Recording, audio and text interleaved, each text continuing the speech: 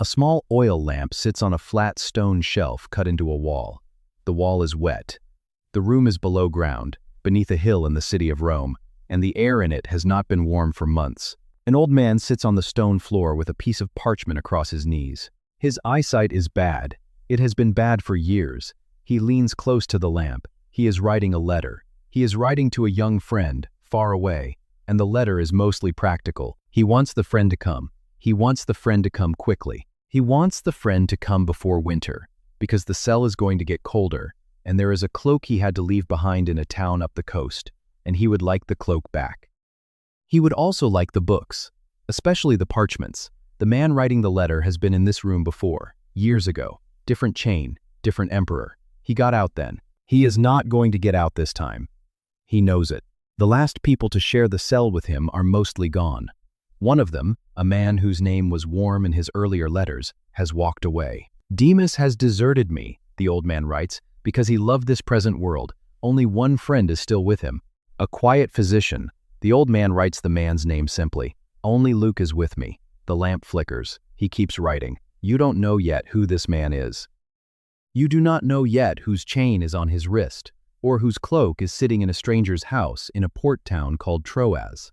You do not know yet that this letter, this small, practical letter about cloaks and books and friends and winter, is the last letter this man will ever write. We will come back to this room. But before we do, you have to understand something. This man wrote 13 letters that ended up in the Bible. Galatians, 1st and 2nd Thessalonians, 1st and 2nd Corinthians, novels, Ephesians, Philippians, Colossians, Philemon, 1 Timothy, Titus, 2 Timothy, 13 letters. They are not arranged in the Bible in the order he wrote them. They are arranged, mostly, by length. The longest first, the shortest last, which means we read his life backwards. Today we are not going to do that. Today we are going to read them the way he wrote them, in order, one by one, anchored to the exact moment in his life when his hand picked up the pen, a city he had just escaped, a friend who was dying, a church he had to leave under threat of stoning, a chain on his wrist, a cold dungeon, a cloak he could not get back. This is not a study of Paul's theology. This is not a survey of his doctrine. This is not a Bible course you sit through. This is a story about 13 pieces of urgent mail, written by a real man, at 13 breaking points of one of the most violent lives in early Christianity, read in order, the way he wrote them, the way nobody ever reads them. Stay with me. So let us go back to the beginning. Not the beginning of the Bible, the beginning of his pen. The year is around 48, perhaps 49. Paul is in the city of Antioch, in Syria, sitting in a house that smells like olive oil and dust. He has just come back from his first long missionary trip. He planted churches across the rough interior of what is now central Turkey, a region the Romans called Galatia. He left those churches young, raw, joyful, free. And now, sitting in Antioch, a report has arrived. Other teachers have followed him into Galatia, Jewish believers, sincere, intense, telling his converts that faith in Jesus is not enough. They have to be circumcised. They have to keep the law of Moses. They have to become Jews to become Christians. Paul picks up his pen. There is no warm greeting. There is no thank you. There is no, I pray for you always. He skips the customary opening and goes straight to the throat of the matter. I am amazed, he writes, that you are so quickly deserting the one who called you. You can almost see him grip the pen harder. You can almost hear him pacing. The Greek word he opens his letters with, again and again, is doulos. It means slave. A Roman citizen, by choice, calling himself the slave of a crucified Jewish carpenter. That word is how the whole story starts. Galatians is a letter written in fire. You can hear the breath of it. He is furious, not because his pride is wounded. He is furious because the gospel he bled to bring them is being smothered. By the end of the letter, he is begging them for freedom. Christ has set you free. Stand firm. This is the first letter. It is not a polite one. A year, maybe 2, goes by. Paul is now in Corinth. It is somewhere around the year 50 or 51. He has just survived one of the most painful exits of his life. Months earlier, he had been preaching in Thessalonica, in northern Greece. The synagogue erupted. A mob gathered. His host, a man named Jason, was dragged before the city officials. Paul and his friend Silas had to slip out at night. They left behind a brand new church believers who had been Christians for maybe 3 weeks, babies. And Paul, a man who had been beaten and stoned for the gospel, sat in Corinth and could not stop worrying about them. He smells Timothy. Timothy was young, half Jewish, half Greek, raised by his mother Eunice and his grandmother Lois, naturally shy, often sick. Paul calls him my true child in the faith. Timothy went north to check on Thessalonica. And one day, Timothy walked back into Corinth with news. The church was still standing. They were still loving each other. They were still believing. Paul wept. You can picture the relief on his face when Timothy walked back through that door. And he sat down and wrote 1 Thessalonians. It is one of the gentlest things he ever wrote. He says, "We were torn away from you, brothers, for a short time, in person, not in heart." He is not torn at the body. He is torn at the heart. Here's what most people miss. Paul does not write theology in a study. He writes it on the bench after a beating, in a city he had to flee, about a church he is afraid he will never see again. A few months later, possibly weeks, he writes again. 2 Thessalonians. The believers in Thessalonica have read his first letter and panicked. They think Jesus is coming back any day. Some have stopped working. They are sitting around, waiting for the sky to crack open. Paul, lovingly, firmly, sets them straight. He says, look, until he comes, go to work. Earn your bread. Love your neighbor. Eat what you grow. 3 letters down. Now we move forward in time, about 3 or 4 years. Paul is now in Ephesus, on the western coast of what is today Turkey. He has been there a long time. He is preaching in a rented lecture hall every afternoon from 11 to 4. The book of Acts says all of Asia heard the word of the Lord during this stretch. But far across the Aegean Sea, in Corinth, the city where he had once written so tenderly to Thessalonica, things are unraveling. A report arrives. Members of the Corinthian church are sleeping with each other's family members. They are suing each other in pagan courts. They are getting drunk at the Lord's Supper while their poor brothers and sisters sit hungry. They are fighting about which spiritual gifts are the best. The wealthy are humiliating the working class. The whole thing is on fire. Paul writes 1 Corinthians. It's long. It is dense. It is correction after correction after correction. For 12 chapters, he is fixing what they have broken. And then right in the middle of the chaos, right between his correction about spiritual gifts and his correction about the resurrection, he stops. He takes a breath, and he writes 13 verses that, 2,000 years later, get read at most weddings on the planet. If I speak in the tongues of men and of angels but do not have love, I am only a clanging cymbal. The Greek word is agape, not romantic love, not friendship, not affection. Agape is the love that does not depend on response.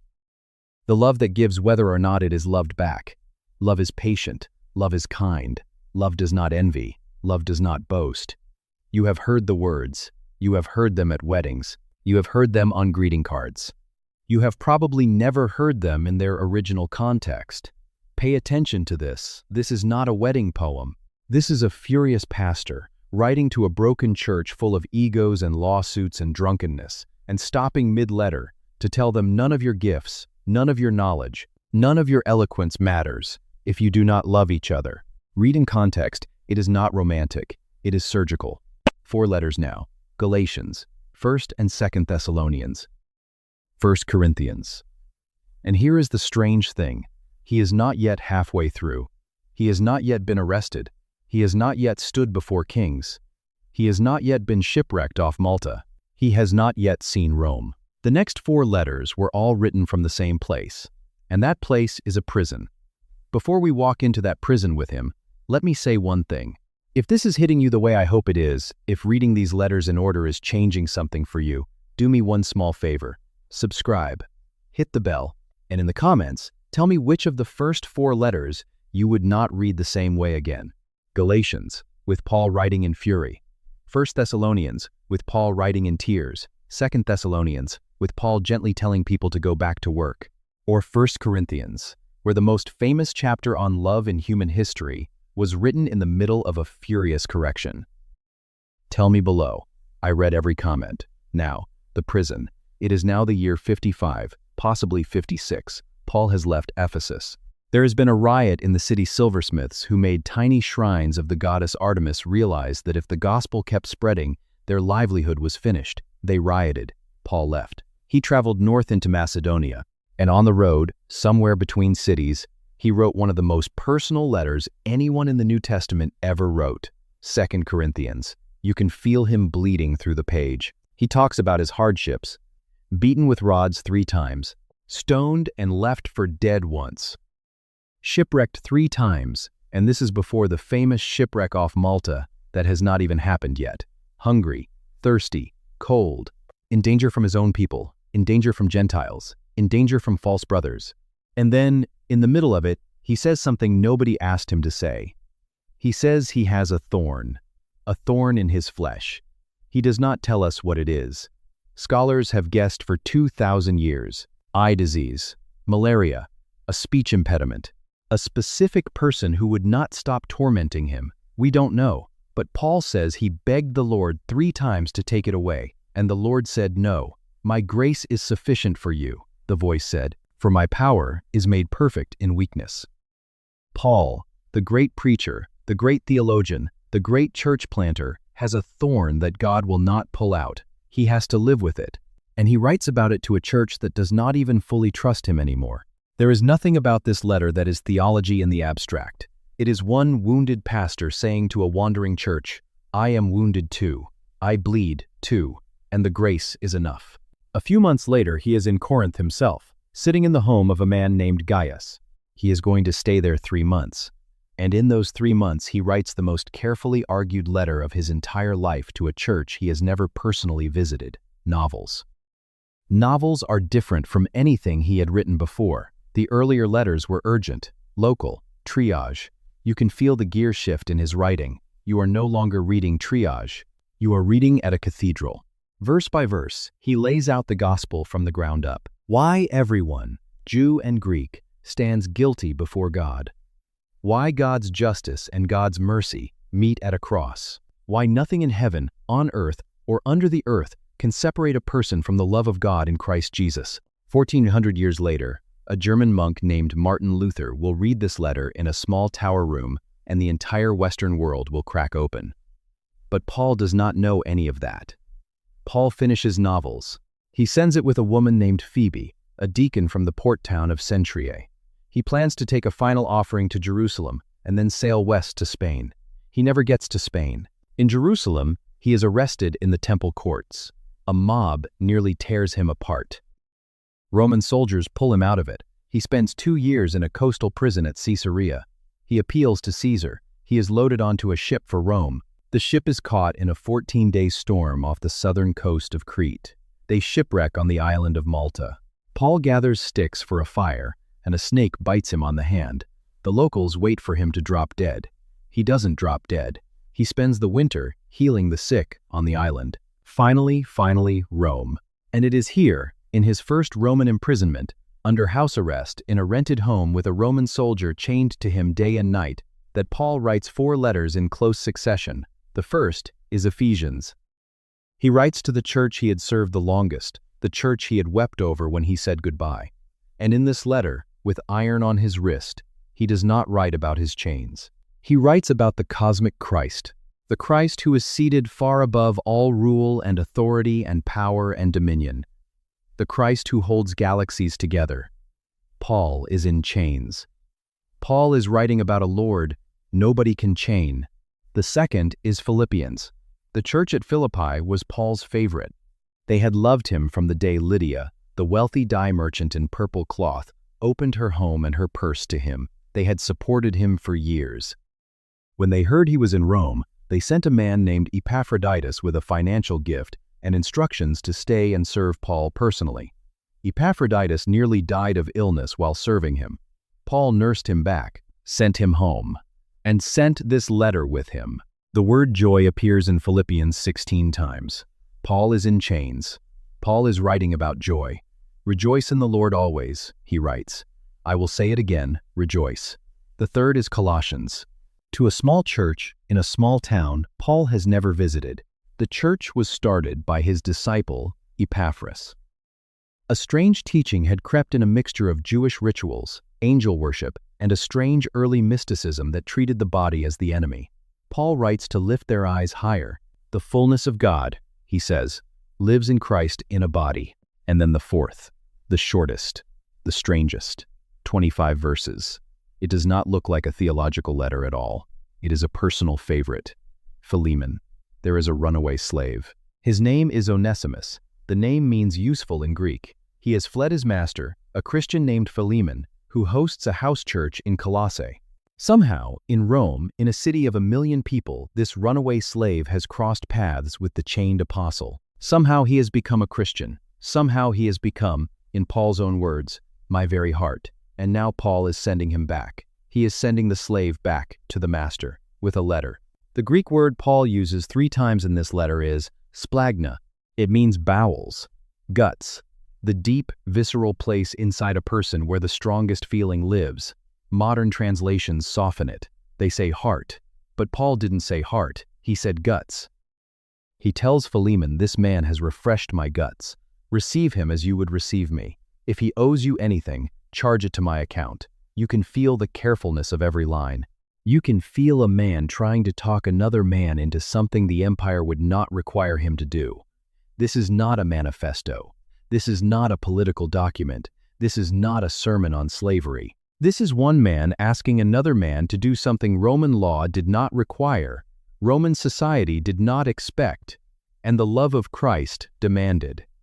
6 letters from prison, 4 of them written with the same chain on his wrist. And in all of them, the man on the wrong side of Roman power refuses to be the smallest thing in the room. But Paul gets out. For a few months, perhaps a year or 2, Paul is free. Tradition and the letters themselves suggest he traveled again. Possibly to Spain after all, certainly back through the eastern Mediterranean. He visits the island of Crete. He leaves Titus there to pastor the new churches. He travels through Macedonia. He leaves Timothy in Ephesus to lead the church he loved most. And from somewhere on this last journey, he writes 2 more letters. The first is 1 Timothy, pastoral, practical. He calls Timothy my true child in the faith and walks him line by line through how to lead a church, how to choose elders, how to handle false teachers, how to honor widows, how to fight the good fight. You can hear an old soldier handing his sword to a younger one. The second is Titus, to his other spiritual son, the one on Crete. The Cretans had a reputation across the ancient Mediterranean for being liars. Paul actually quotes a Cretan poet who had said himself, "Cretans are always liars, evil beasts, lazy gluttons." And then Paul, with a kind of grim humor, says this testimony is true. He tells Titus to teach, to rebuke, to encourage, to live a life that even the liars on Crete cannot deny. 12 letters now, 12. And then, in the summer of 64, Rome burns. For 6 days and 7 nights, the fire eats the city. 10 of Rome's 14 districts are damaged. 3 are destroyed completely. The Emperor Nero, vain, paranoid, 26 years old, is blamed almost immediately. He needs a scapegoat. He finds one. The Roman historian Tacitus, no friend of Christians, writes about what happens next. He says Nero fastened the guilt on a class of people hated for their abominations, called Christians. He says they were torn to pieces by dogs. He says they were crucified. He says they were burned as living torches in Nero's gardens to provide light for evening parties. Tacitus, a pagan who despised the movement, was so disturbed by it that he wrote that even though the Christians were guilty in his view, the cruelty was so extreme that a feeling of pity began to arise. Into that wave of persecution, somewhere, somehow, Paul is arrested a second time. Now watch what happens next. This time, there is no rented house. This time, there is no soldier chained to his wrist in a furnished room. This time, it is the Mamertine, a small stone dungeon under a hill near the Roman Forum. You enter through a hole in the floor. There is no door. There is barely light. The lower chamber is colder than the upper. And here, in this hole in the ground, the old man picks up the pen one more time. He writes to Timothy. And here is where the room we started in comes back into focus. The small oil lamp. The wet stone wall, the parchment across the knees, bad eyesight, the man asking his young friend to come quickly, to come before winter. To bring the cloak he had left in Troas with a man named Carpus, to bring the books, especially the parchments. This is 2 Timothy. This is the last letter Paul will ever write, and the man writing it knows it. Demas has deserted me, he writes, because he loved this present world. The same Demas who, just a few years earlier, had been listed warmly in Colossians and in Philemon as a fellow worker. He is gone. Crescens has gone to Galatia, Titus to Dalmatia. Only Luke is with me. Of all the names, Silas, Timothy, Epaphroditus, Philemon, Onesimus, Lydia, Phoebe, Gaius, only one is in the cell, the quiet physician, the man who had walked beside him through the shipwreck and the snake and the years of chains. And then Paul writes the line that has echoed in the dying rooms of believers for 2,000 years. For I am already being poured out like a drink offering, and the time of my departure is at hand. I have fought the good fight. I have finished the race. I have kept the faith. He is, by the best estimate, 3 weeks from his execution. Eusebius, the early church historian, writing about 250 years later, records the tradition. Paul was led out of Rome along the Ostian Way and beheaded with a sword on the orders of Nero. Clement of Rome, writing only 30 years after the event close enough to have known people who knew Paul, writes that Paul, having taught righteousness to the whole world, suffered martyrdom under the rulers and went to the holy place. The cloak almost certainly never arrived. And here is where I want to stop and tell you about another man. A long time later, to different empire, same posture. In the winter of 1943 into 1944, a German pastor named Dietrich Bonhoeffer sits in a small cell in Tegel prison in Berlin. He writes letters by lamplight to his fiancée Maria, who he will never marry. He writes letters to his friend Eberhard. He smuggles theology out on scraps of paper. The Nazis have arrested him for resisting Hitler. He is 38 years old. On the 9th of April, 1945, 2 weeks before the Americans liberated the camp at Flossenburg, the SS hung him. The prison doctor who watched him pray that morning later wrote that he had never seen a man die so entirely submissive to the will of God. 2 men, 2 cells, 2 thoughts, 2,000 years apart. You can almost place the 2 lamps side by side. The pattern repeats because the gospel is the kind of thing that puts people in those cells. So here is what I want you to walk away with. 3 things. First, the 13 letters in your New Testament are not floating doctrine. They are not abstract theology dropped from a cloud. Every single one of them was written by a specific man, in a specific room, in a specific city, in the middle of a specific crisis. Galatians from a furious afternoon in Antioch, 1 Thessalonians through tears in Corinth, 1 Corinthians from a busy season in Ephesus, novels from a quiet stay in the house of Gaius, the prison letters from a chain on his wrist in Rome, the last one from a hole in the ground beneath a Roman hill. Read them in order, and you are not reading a textbook. You are reading the biography of a man who lost everything except his mind, his pen, and his Lord. Second, the next time you open one of these letters, ask one question before you read the first verse. Ask what was happening to him when he wrote this. Where was he sitting? What was the chain doing on his wrist? Who had just walked away? Who was still with him? This single question will change the page. The words will stop being flat. They will start to bleed. And third, this is the one I need you to feel. The man who wrote "Rejoice in the Lord" always wrote it in chains.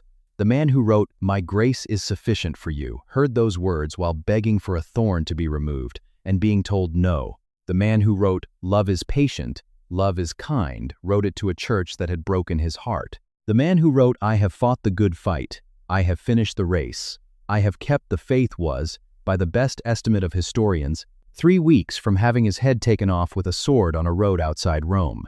The joy in his letters is not theory. The hope in his letters is not theory. The faith in his letters is not theory.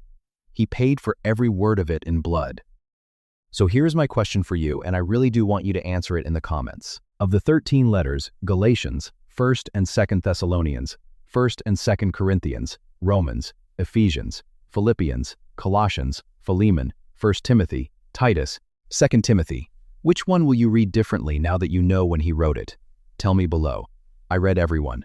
13 letters, 1 man, 1 Lord, and a cloak that never came home.